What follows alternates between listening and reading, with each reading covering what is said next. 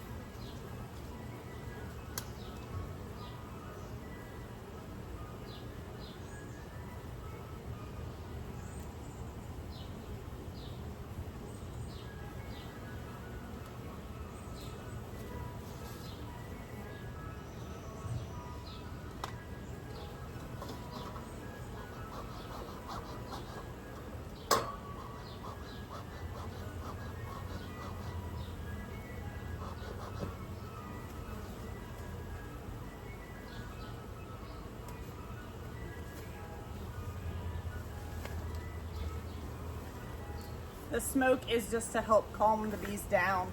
It kind of tricks them into being calm.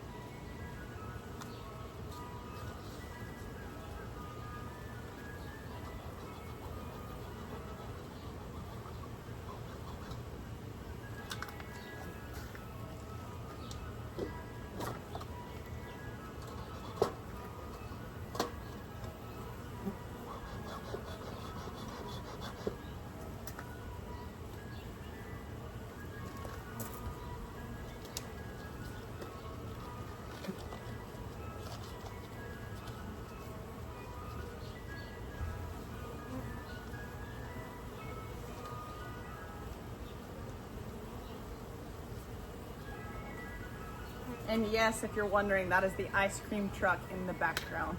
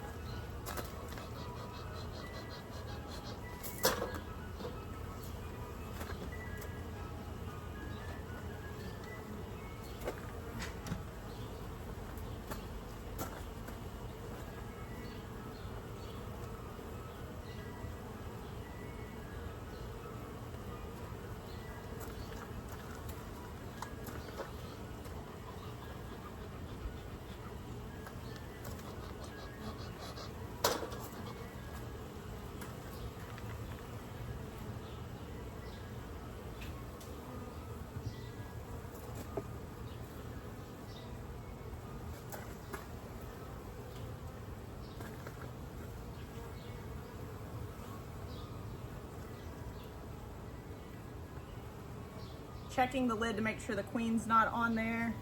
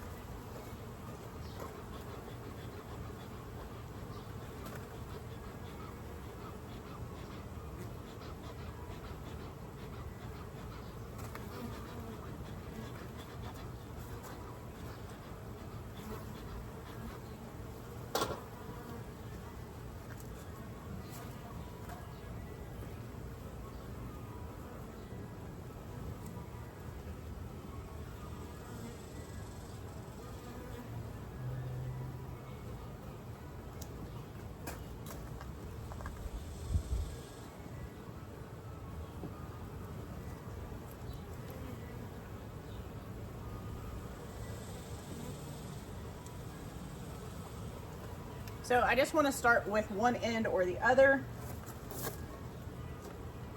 I already see a little bit of cross combing, which kind of stinks, but it looks pretty minor right now.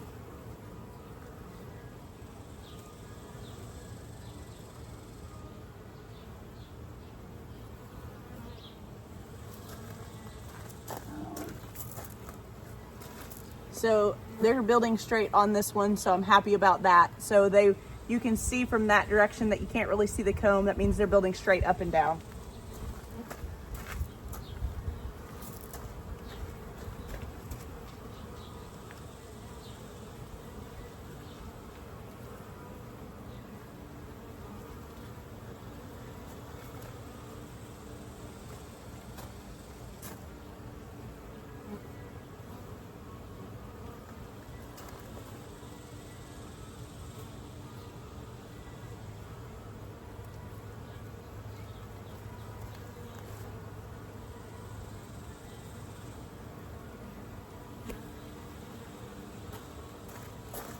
One other thing is, see the bees over here on this side, how they're like hanging together. That's called festooning. That's how they measure and decide where they're going to build comb.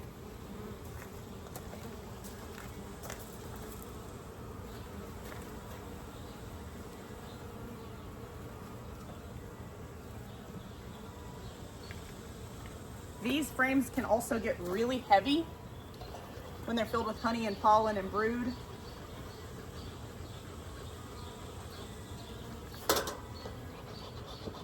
I want to keep my smoker going because I don't want to run out of fuel in the middle of needing it. The longer I'm in this hive, the more testy they're going to get. Right now I'm just breaking the propolis, which is just basically bee glue. They glue everything together. They glue any small hole, they plug it. So I have to separate that, and it's a little tough. And yes, you can hear the ice cream truck in the background. What a perfect time to do this video. And you can see they're not really bothering me though. Like I don't have bees on me, no bees are attached. When they start getting testy, it's pretty easy to tell.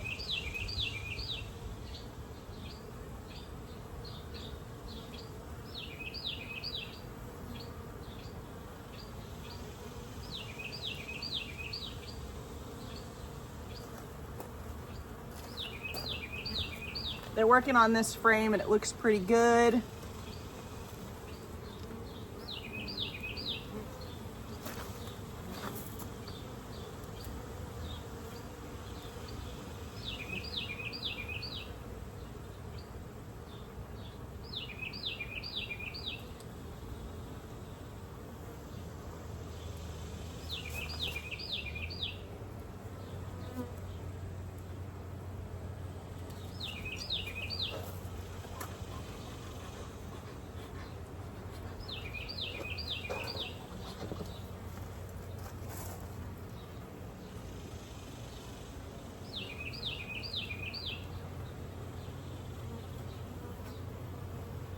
This is one of the frames that had cross comb.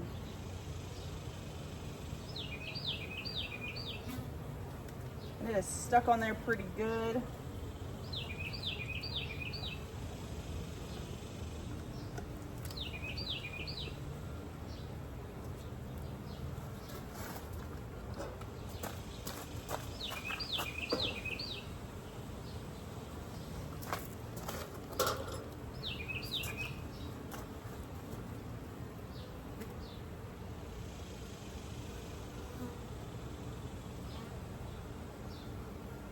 All right, we're doing okay.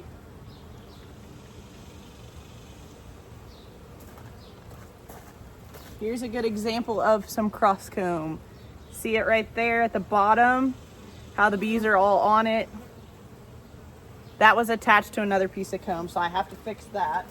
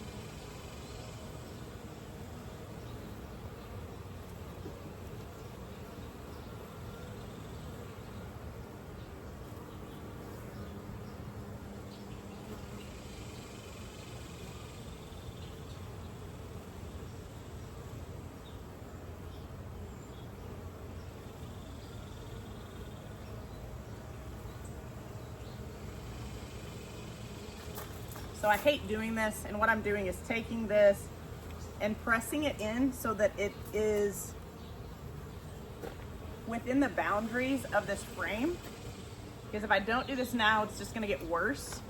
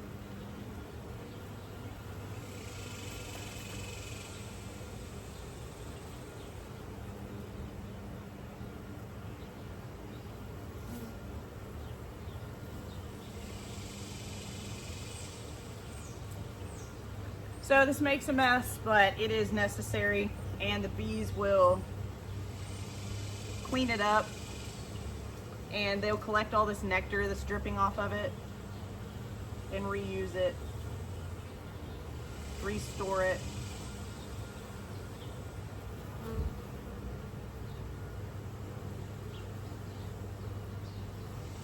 That I just took off is this burr comb.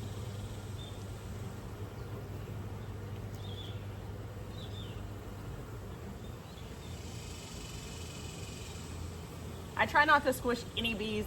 It's impossible, but I do my best.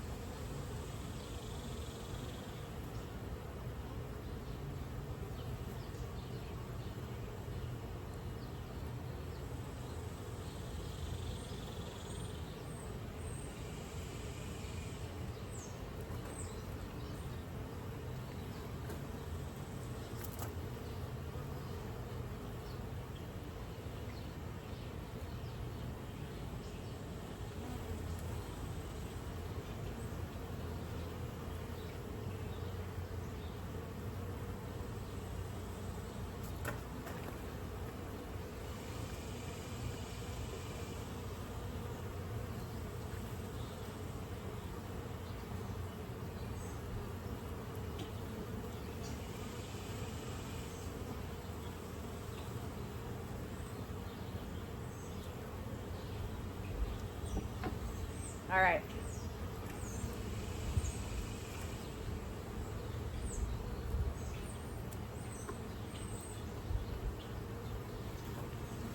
I don't know that this is gonna have much fixing to do because it looks like most of that burr comb was on that frame that I just took out.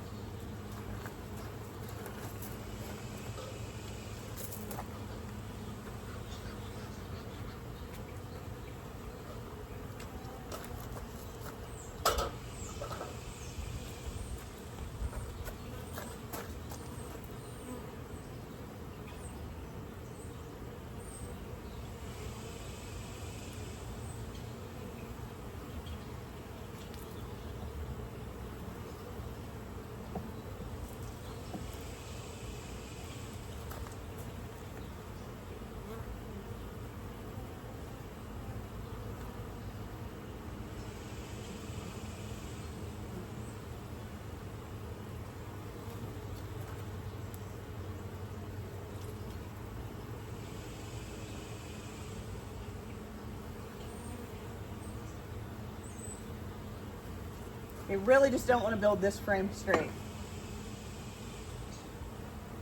For for whatever reason.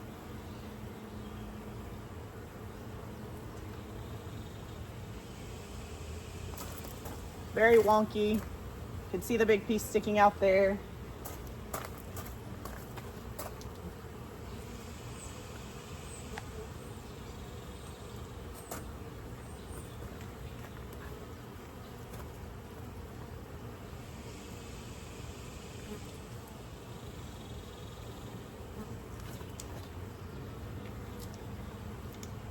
Okay, this is worse than I thought. I think I'm gonna have to take some of this off, so I just need to decide.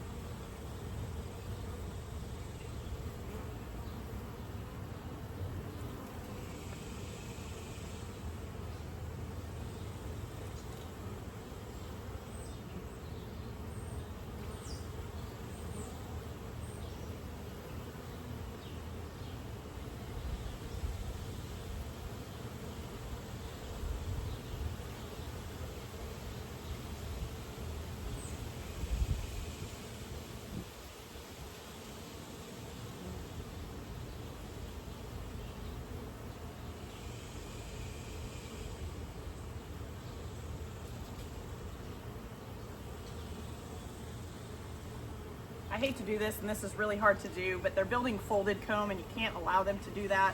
Otherwise you risk the queen getting stuck in between the folds when you're doing your inspections. It's just not a good thing.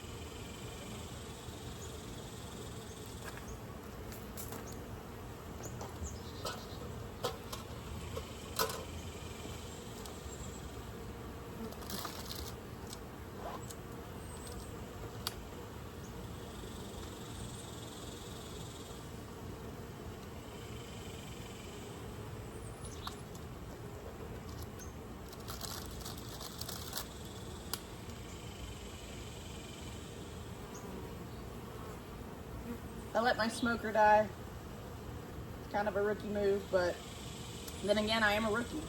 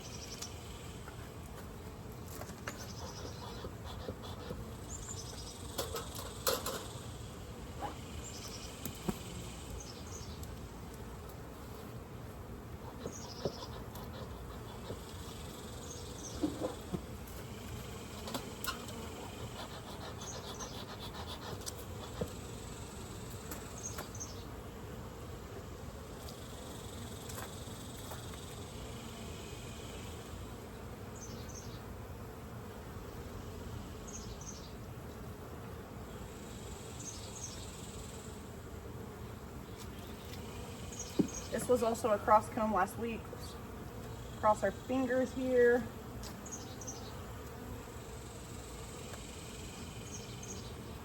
Pretty good.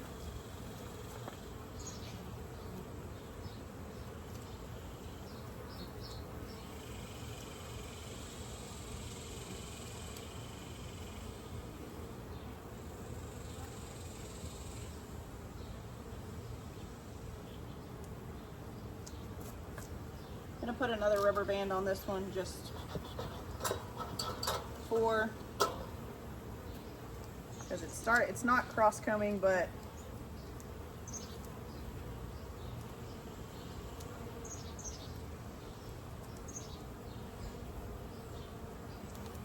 it's headed in that direction.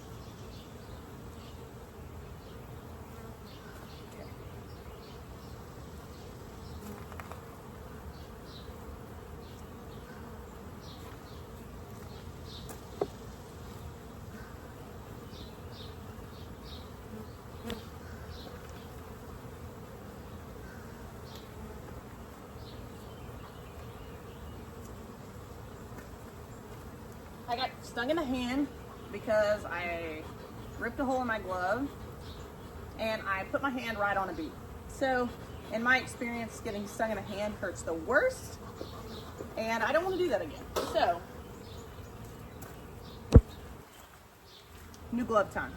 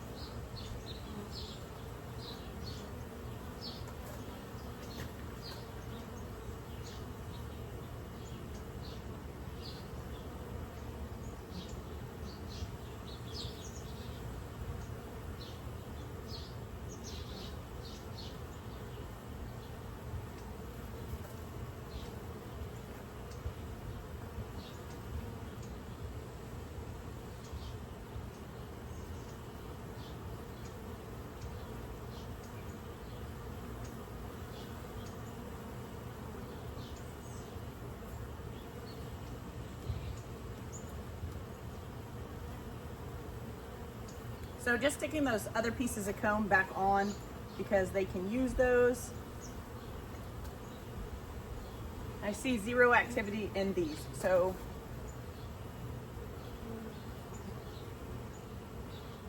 I'm gonna get all these frames pushed back together.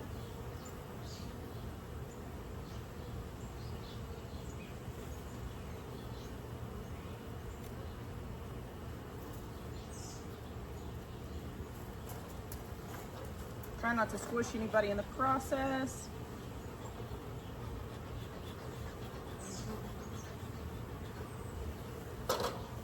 It's easier when you haven't spilled any nectar or honey.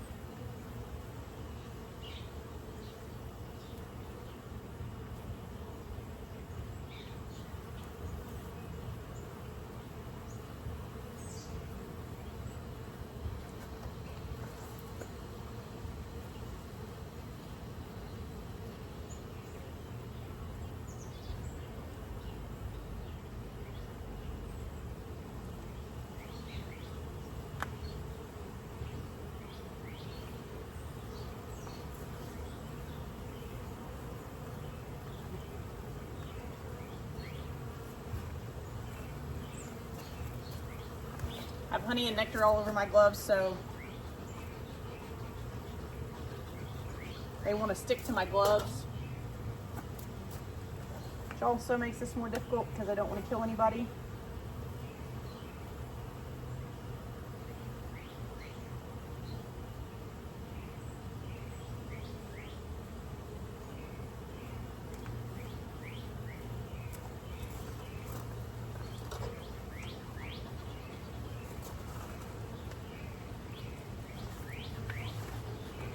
I know it's probably going to be really hard to hear, but they're starting to get agitated.